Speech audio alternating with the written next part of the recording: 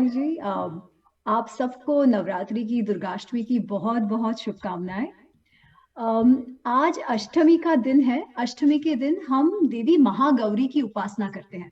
We invoke Devi Mahagauri on the 8th day of the Navratri.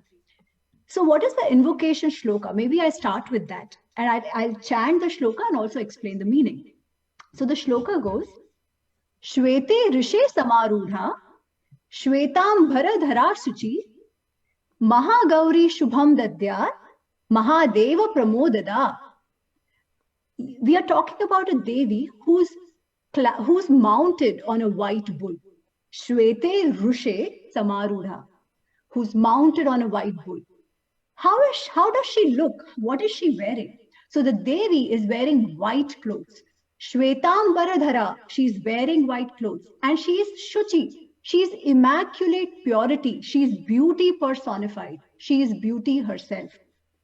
This is the Devi who brings pleasure to Mahadeva himself. वो महादेव को उल्लासित करती है. महादेव प्रमोददा. ये वही देवी है महागौरी. ये देवी हमें सदैव शुभांकरी, हमारे लिए शुभांकरी बनी रहे.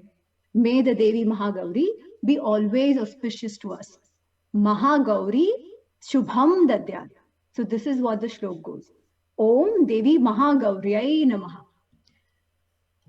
There are different versions of how Mahagauri Roop came into being. I'll share one from Shiva Purana. So the story goes कि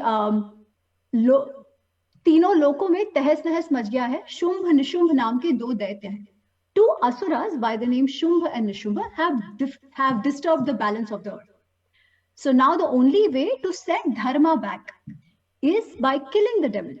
But as usual, दोनों असुर बहुत शक्तिशाली थे. उन्होंने ब्रह्मा जी की तपस्या करी थी and ब्रह्मा जी ने तो उनको वरदान दे दिया था.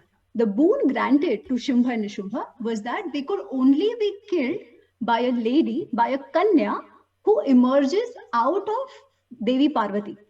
And nobody else can kill them. अच्छा, तब अब हुआ यूं कि देवी पार्वती और महादेव जी रैभ्य वन में विहार कर रहे थे जब ये तीनों लोकों में तहस नहस मच चुका था. So now Brahma ji had to somehow invoke the Devi and get her to create this Devi out of her to kill Shumbha Nishumbha. तो अब कैसे करे?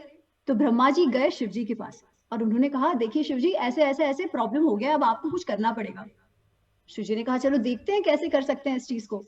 तो जब शिव जी और पार्वती जी क्रीड़ा कर रहे थे, मस्ती में थे, तो उन्होंने मस्ती में, मजाक में देवी को काली कह के पुकारा. अब काली सुन के पार्वती जो तो रुष्ट हो गई. She became very angry. She is like, आपने मुझे मेरी चेष्टा की है, आपने मेरी निंदा की है, मुझे काली बता दिया है. क्योंकि काली का अर्थ तो काला रंग भी होता है और काल का अर्थ तो मृत्यु भी होती है. तो आपने तो मुझे कह दिया. आप मुझे तो बहुत गुस्सा आ गया है. आपको अगर मेरा रंग पसंद नहीं है तो मुझे ये रंग ही नहीं चाहिए, मैं ये रंग निकाल दूंगी. तो शिव जी ने कहा, अरे प्रिय, ऐसा है, मैं तो मजाक कर रहा था, मैं तो केवल, जैसे हम आजकल कहते हैं, तुम्हारी टांग खींच रहा था मस्ती मस्ती में. मुझे तो तुमसे ज्यादा उल्लास मुझे कौन दे सकता है. बट पार्वती जी तो रुष्ट हो चुकी थी. She was upset and she had to do something about it. तो पार्वती जी गई हिमालय पर और तपस्या करने लगी. ब्रह्मा जी की तपस्या करने लगी टू चेंज हर कॉम्प्लेक्शन, क्योंकि उनको वो काला रंग नहीं चाहिए था. जिसकी निंदा, जिसकी मस्ती में भी क्यों ना हो, शिव जी ने चेष्टा की थी. अच्छा, अब ब्रह्मा जी ने कहा, देवी आप तो माँ हैं, आप जो चाहे कर सकती हैं, आपको मेरे आशीर्वाद की क्या जरूरत पड़ गई. तो देवी ने कहा, देखो ऐसा है, जो भी है, मैं हूँ हिमवान की बेटी, मैं हिमवत हिमाचल की बेटी हूँ और हिमाचल है आपके पुत्र. तो उस रिश्ते से तो आप मेरे दादाजी हुए. And because you are my grandfather, you have to give me a boon and I have to appease you. मुझे तपस्या तो करनी पड़ेगी. जो रूल्स, रेगुलेशंस, लॉ मनुष्यों पे लागू पड़ते हैं कि तपस्या करके कुछ मिलता है, वो तो हम पर भी लागू पड़ता है, इसलिए तपस्या तो मुझे करनी पड़ेगी. तो ब्रह्मा जी ने कहा, चलो ठीक है, ये भी तो आप ही की लीला है, आप तपस्या करिए और मान सरोवर में डुबकी लगाइए.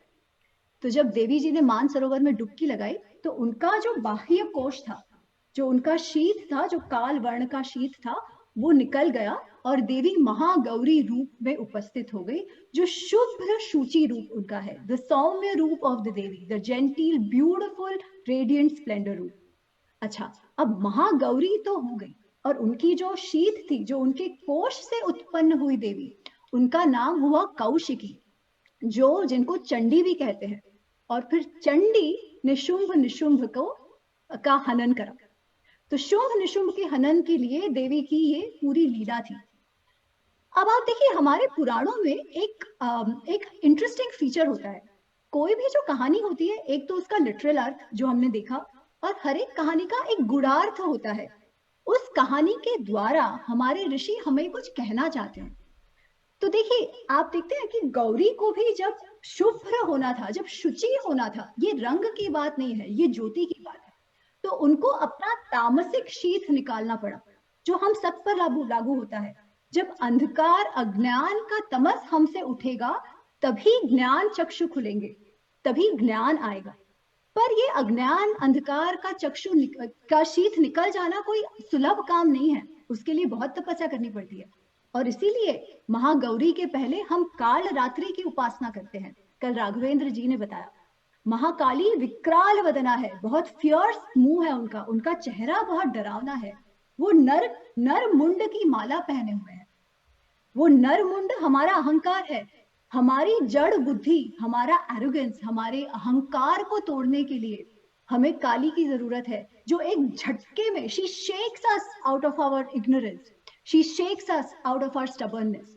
और जब वो अहंकार जाएगा, when we surrender completely, तभी माँ गौरी हमें अपनाएगी और अपने विजडम से, अपने स्प्लेंडर से, अपने ज्योति से हमारा उद्धार करेगी।